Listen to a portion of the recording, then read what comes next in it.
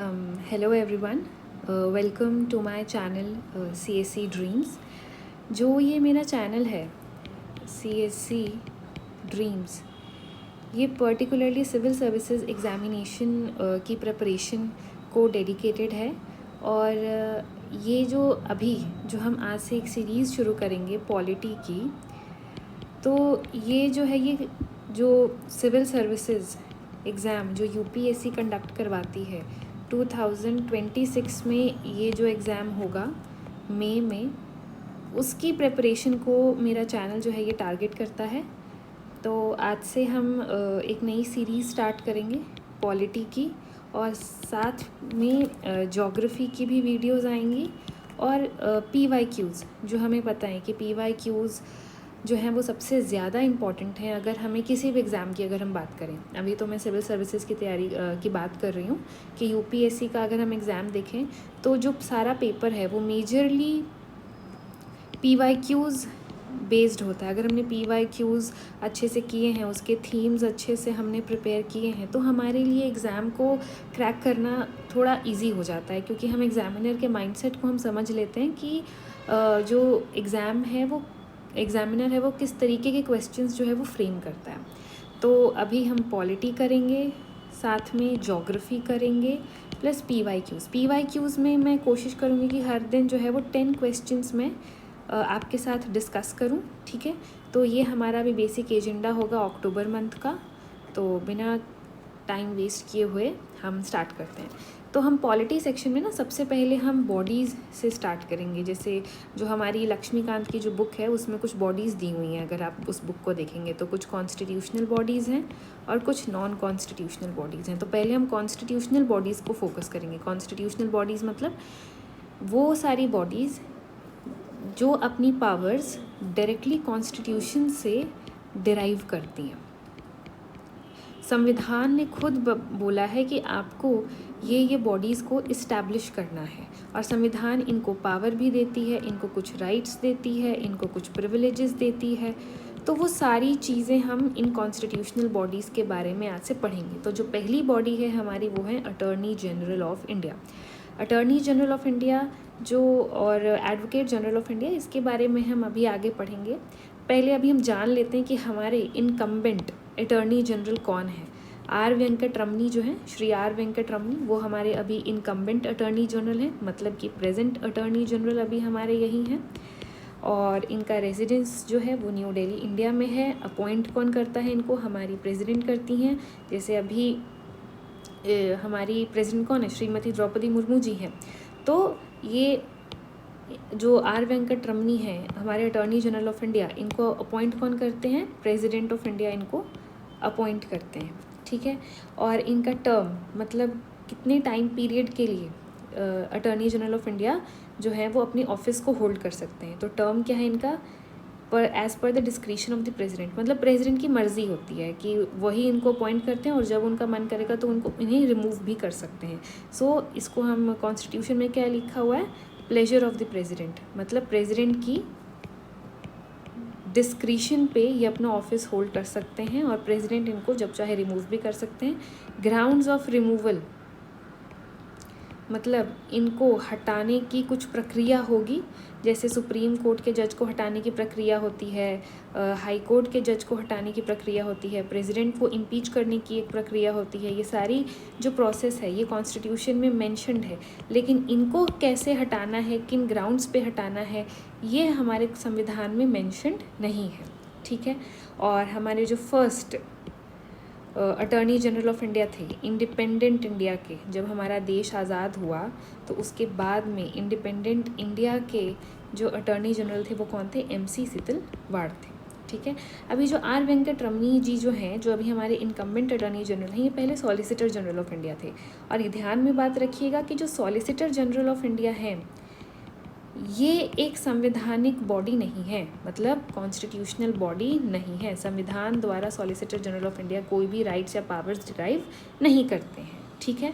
और ये जो फॉर्मेशन कब हुई थी बॉडी? 28 जनवरी 1950 को पहले अटॉर्नी जनरल हमने अपॉइंट किए थे, ठीक है। और MC सितलवाड़ जी कौन थे? पहले फर्स्ट अटॉर्नी जनरल थे ऑफ इंडिपेंडेंट इंडिया। चलिए, अब हमने बेसिक डिटेल्स अभी इनकम्बेंट अटॉर्नी जनरल के बारे में देख ली, अब हम इसके बारे में पढ़ते हैं। तो ये मेरे खुद के नोट्स जो मैंने बनाए हैं लक्ष्मीकांत से, तो मैं इसकी हेल्प से मैं आपको समझाने की कोशिश करूँगी। अब एक होते हैं अटॉर्नी जनरल ऑफ इंडिया, जिनके बारे में हमने इतने विस्तार से देखा, और एक है advocate general of India, advocate general of states sorry. Attorney general of India जो है ना, वो highest law officer of India है, मतलब देश के, कंट्री के हाईएस्ट लॉ ऑफिसर जो होते हैं वो अटॉर्नी जनरल ऑफ इंडिया होते हैं। अब जैसे कंट्री में हमारे पीएम हैं, पीएम देश के प्राइम मिनिस्टर होते हैं, वैसे ही स्टेट्स के कौन होते हैं, सीएम होते हैं। प्रेसिडेंट क्या होती हैं, प्रेसिडेंट जो हैं वो इंडिया के होते हैं, और स्टेट लेवल पे क्या होते हैं, गवर्नर होते हैं, ठीक है। तो वैसे ही अटॉर्नी जनरल जो है वो इंडिया लेवल पर हैं, तो स्टेट के लेवल पे हाईएस्ट लॉ ऑफिसर कौन है, एडवोकेट जनरल ऑफ स्टेट्स। तो इंडिया के लेवल पर हम अटॉर्नी जनरल बोलते हैं और स्टेट्स के लेवल पर हम एडवोकेट जनरल बोलते हैं, ठीक है। अब संवैधानिक बॉडी है तो कोई ना कोई आर्टिकल है जो इनके बारे में बात भी करता होगा, तो हमें याद रखना है आर्टिकल 76 जो है वो अटॉर्नी जनरल के बारे में बात करता है, आर्टिकल 165 जो है वो एडवोकेट जनरल के बारे में बात करता है। अब इनका अपॉइंटमेंट और इनकी टर्म क्या है, दोनों के हम साथ में पढ़ेंगे ताकि कंपैरिजन करना भी इजी होगा, क्योंकि एक कंट्री लेवल पर है और एक स्टेट लेवल पर है, तो याद भी रखना ऐसे आसान होगा। तो अटॉर्नी जनरल की जो अपॉइंटमेंट है वो प्रेसिडेंट करते हैं। अब ये देखिए कितना इसको हम इजीली याद कर सकते हैं। अगर अटॉर्नी जनरल कंट्री लेवल पर है और एडवोकेट जनरल स्टेट्स लेवल पर हैं, तो कंट्री लेवल की अपॉइंटमेंट प्रेसिडेंट कर रहे हैं, तो स्टेट लेवल की अपॉइंटमेंट कौन करेंगे, गवर्नर करेंगे, सिंपल। अब क्वालिफ़िकेशंस क्या हैं, अगर हमारा भी मन है एडवोकेट जनरल बनने का, सबको मन है कि हम भी अटॉर्नी जनरल और एडवोकेट जनरल बने, लेकिन उसकी कुछ क्वालिफ़िकेशंस होगी, अगर हम उन क्वालिफ़िकेशंस को मीट कर सकते हैं तभी हमें अटॉर्नी जनरल और एडवोकेट जनरल बनाया जाएगा। तो अटॉर्नी जनरल बनने के लिए किसी भी इंसान को सुप्रीम कोर्ट का जज बनने के लिए क्वालिफाइड होना होगा। मतलब अगर मैं और आप अगर अटॉर्नी जनरल बनना चाहते हैं तो हमारे पास में एक एलिजिबिलिटी होनी चाहिए। वो कौन सी एलिजिबिलिटी है कि हम सुप्रीम कोर्ट का जज बनने के लिए क्वालिफाइड हों। अब सुप्रीम कोर्ट का जज बनने के लिए हम क्वालिफाइड हों, तो ये सुप्रीम कोर्ट का जज बनने के लिए क्या क्वालिफिकेशन है, सबसे पहली क्वालिफिकेशन है कि हमें भारत का नागरिक होना चाहिए। मतलब हम अगर सिटीज़न होंगे इंडिया के तभी हम सुप्रीम कोर्ट के जज बन सकते हैं और तभी हम अटॉर्नी जनरल भी बन सकते हैं।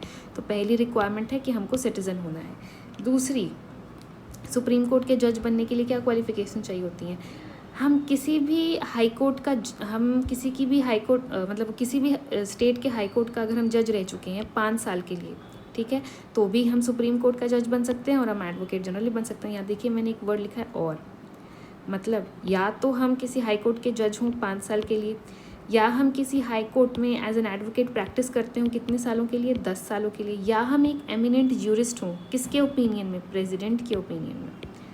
अगर इन तीनों में से कोई एक भी कंडीशन प्लस सिटीज़नशिप की कंडीशन हमने मीट कर ली तो हम सुप्रीम कोर्ट का जज बनने के लिए भी क्वालिफाइड हैं और अटॉर्नी जनरल बनने के लिए भी हम क्वालिफाइड हैं। तो ये चीज़ें आपको समझ में आएंगी। और एक चीज़ याद रखना है, और है, यहाँ पे एंड नहीं है कि हमको हाई कोर्ट का जज भी होना चाहिए, हमको हाई कोर्ट का एडवोकेट भी होना चाहिए, नहीं। हम अगर हाई कोर्ट के जज रह चुके हैं 5 साल के लिए, या फिर हम हाई कोर्ट में प्रैक्टिस कर चुके हैं एज एन एडवोकेट 10 सालों के लिए, या फिर हम प्रेसिडेंट के ओपिनियन में एक एमिनेंट ज्यूरिस्ट रह चुके हैं, तो हम सुप्रीम कोर्ट का जज भी बन सकते हैं और इसके थ्रू हम अटॉर्नी जनरल भी बन सकते हैं। अब ये देखिए, एडवोकेट जनरल की अगर हम बात करें तो इनकी अपॉइंटमेंट हमें गवर्नर करता है, ये हमें पता है।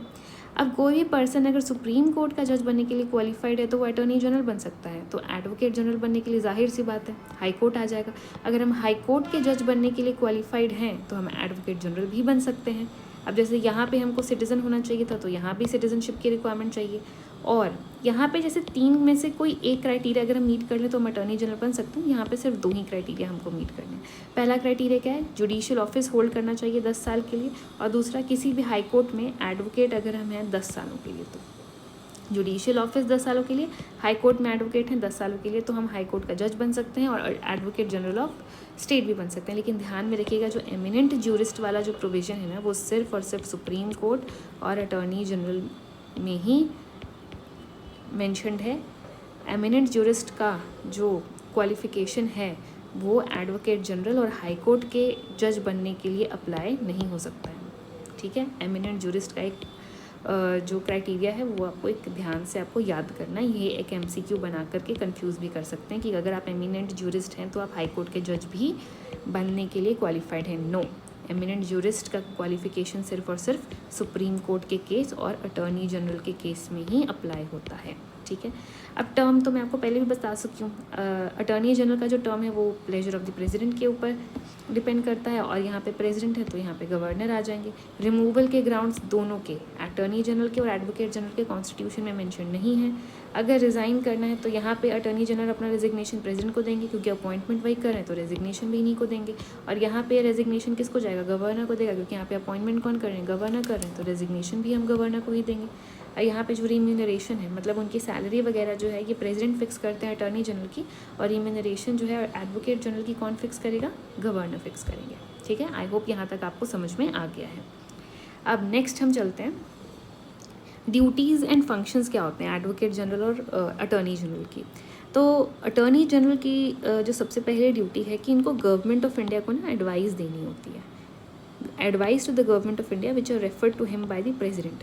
प्रेसिडेंट ने अटॉर्नी जनरल को कहा कि इस मैटर पे हमको एडवाइस चाहिए या गवर्नमेंट ऑफ इंडिया को एडवाइस चाहिए, तो अटॉर्नी जनरल इस मैटर पे जाके गवर्नमेंट ऑफ इंडिया को एडवाइस करेंगे। वैसे ही गवर्नर ने अगर एडवोकेट जनरल को कहा कि इस मैटर पे जाकर के स्टेट को एडवाइस देनी है, तो उसी लीगल मैटर पे जाकर एडवाइस देंगे।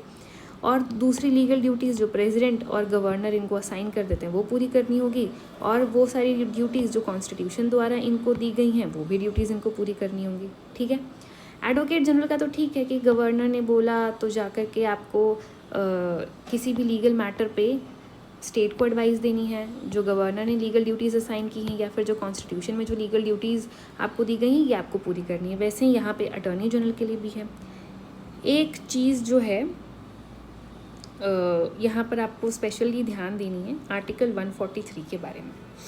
ये जो आर्टिकल 143 है ना, इसमें होता क्या है कि प्रेसिडेंट जो हैं वो किसी भी मैटर पे सुप्रीम कोर्ट से ना एडवाइस मांग लेते हैं कि ये एक लीगल मैटर है, हमें इसमें थोड़ी सी इशू आ रही है, तो सुप्रीम कोर्ट हमें इस लीगल मैटर पे एडवाइस करे। आर्टिकल 143, ठीक है। इसमें अभी श्रीमती द्रौपदी मुर्मू जी ने भी सुप्रीम कोर्ट से अभी हाल फिलहाल में ही कुछ लीगल एडवाइस मांगी थी, जो अभी न्यूज़ में भी था। तो हम आर्टिकल 143 को ना थोड़ा सा देख लेते हैं कि आर्टिकल 143 क्या है। अब ये देखिए, आर्टिकल 143 में ना 2 क्लॉज हैं, क्लॉज 1 एंड क्लॉज 2। अब क्लॉज 1 में क्या है, द प्रेसिडेंट में refer any question of law or fact of public importance which has arisen or which is likely to arise। ठीक है, तो अब यहाँ पर आपको ये देखना है कि कोई भी क्वेश्चन ऑफ लॉ है जो कि पब्लिक इम्पोर्टेंस का है, जो अराइज हो चुका है, और which is likely to arise, मतलब अभी प्रेजेंट में अराइज हो चुका है या फिर फ्यूचर में अराइज हो सकता है।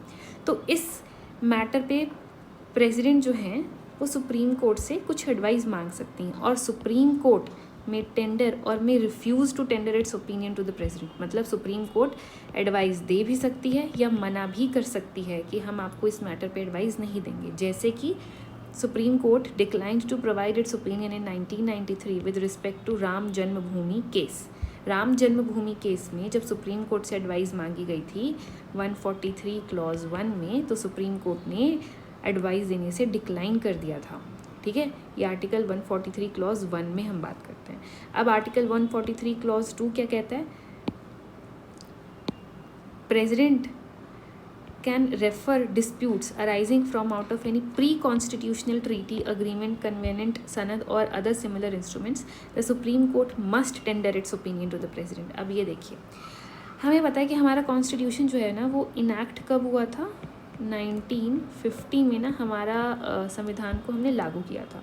लेकिन 1950 से भी पहले जो अंग्रेज़ों ने कुछ कानून जो पास किए हुए थे वो भी तो कुछ अभी तक ही चलते आ रहे। जैसे IPC है, इंडियन पीनल कोड, इसको अभी हमने भारतीय न्याय संहिता से रिप्लेस कर दिया है। तो ये भी तो प्री कॉन्स्टिट्यूशनल ट्रीटी का एक एग्जाम्पल हुआ ना। इसमें हमने बाद में चेंजेस लेके आ गए थे, लेकिन जो फर्स्ट टाइम इम्प्लीमेंटेशन कब हुआ था, ये कॉन्स्टिट्यूशन से पहले का ही इम्प्लीमेंटेड है ये।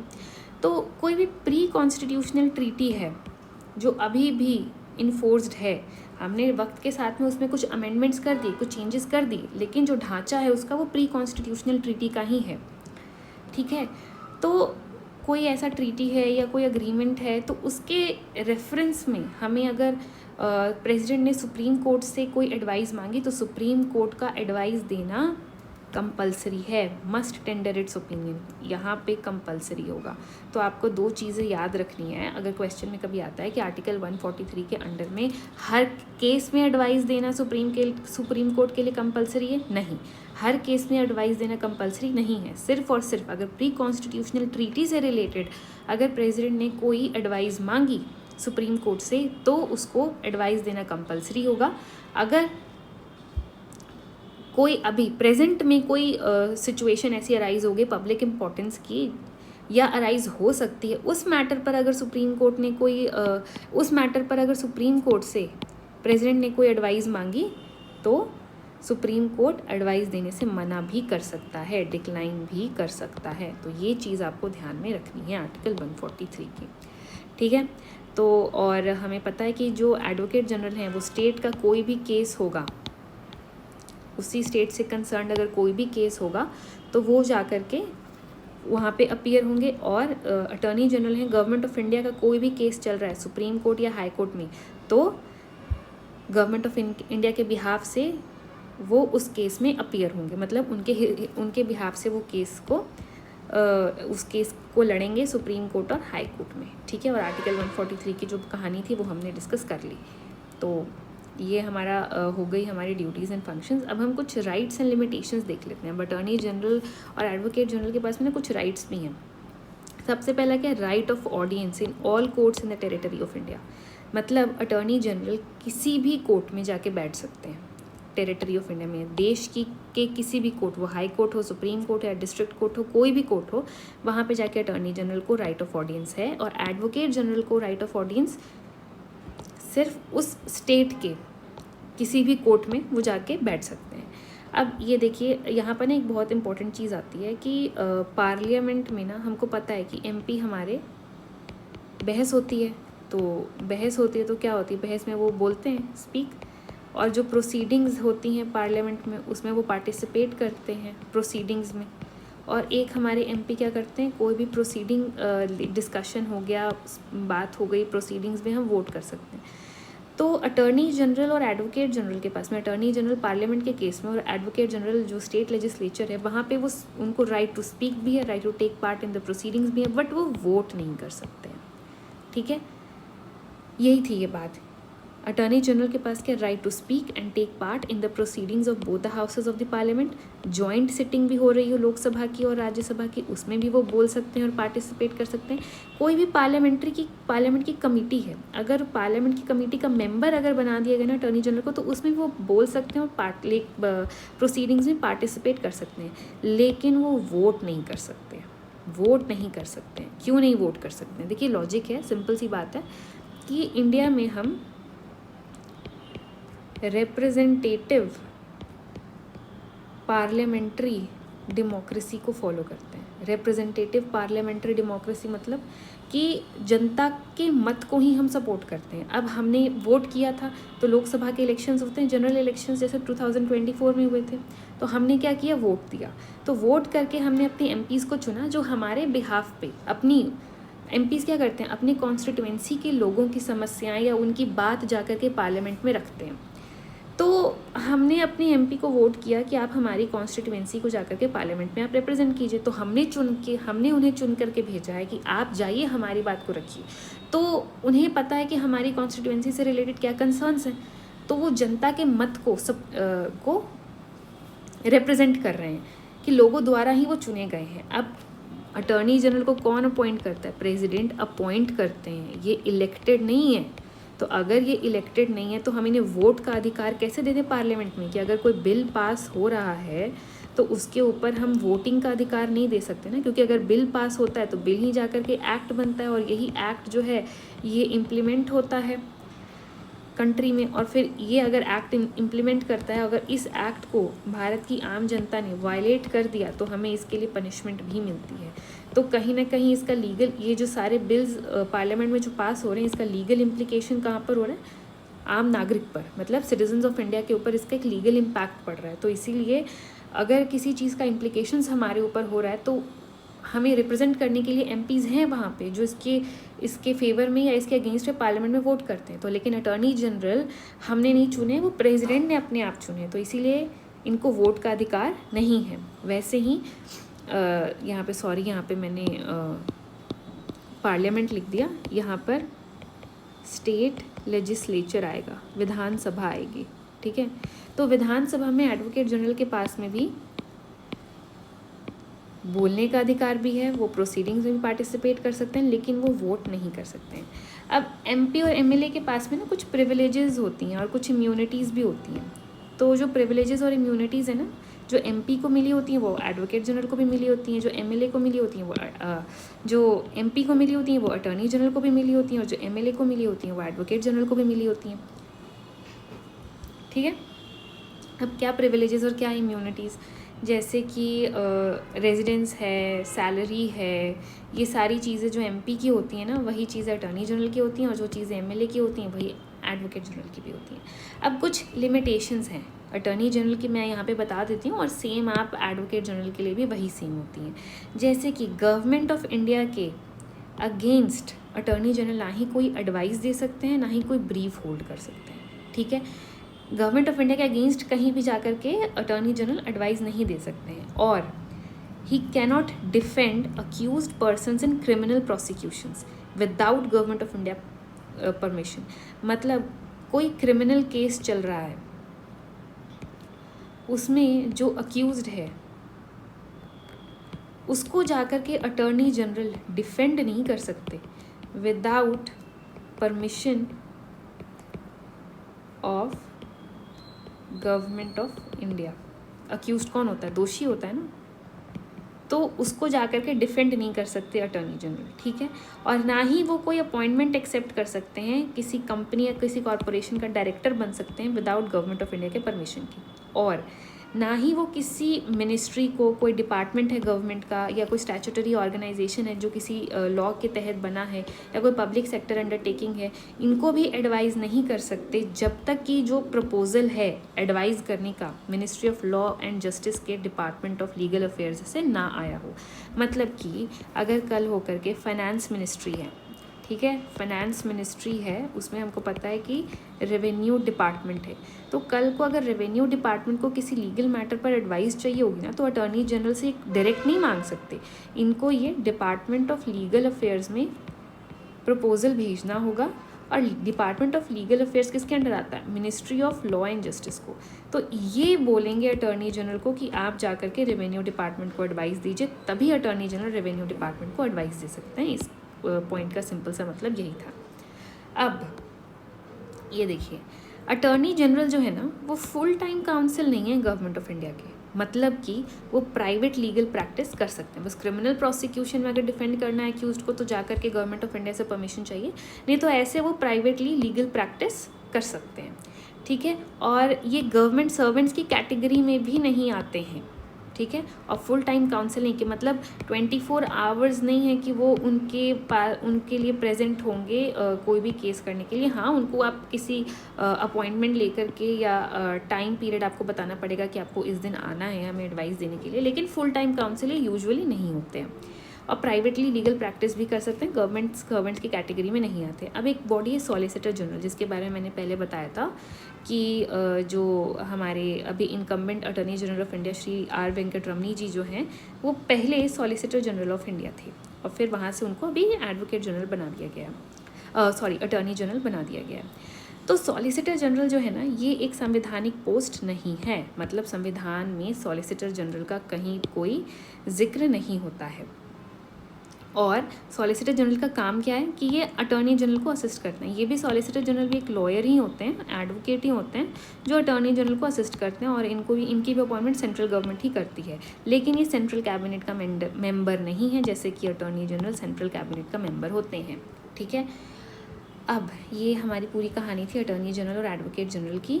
अब हम थोड़ा सा एक क्वेश्चन देख लेते हैं, यूपीएससी का PYQ है ये 2013 का। देखिए अभी जो मैं चीज़ें आपको बता रही थी इसकी जो रेलेवेंस है ये आपको अभी अभी समझ में आएगी कि consider the following statement, attorney general of India can take part in the proceedings of the Lok Sabha, be a member of the committee of the Lok Sabha, speak in the Lok Sabha, vote in the Lok Sabha.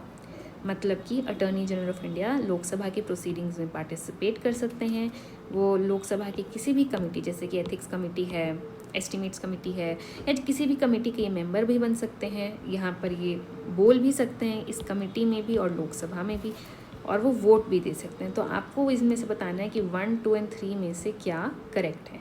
तो देखो अभी मैंने आपको बताया कि पार्टिसिपेट तो वो कर ही सकते हैं, मेंबर भी बन सकते हैं, स्पीक भी कर सकते हैं, लेकिन he can not vote in Lok Sabha. तो इसका आंसर क्या हो जाएगा 1, 2 और 3। ठीक है। सो आई होप कि आपको ये लेक्चर पसंद आया हो, और जो भी आपका फीडबैक होगा वो प्लीज़ आप मुझे कमेंट सेक्शन में ज़रूर बताएं।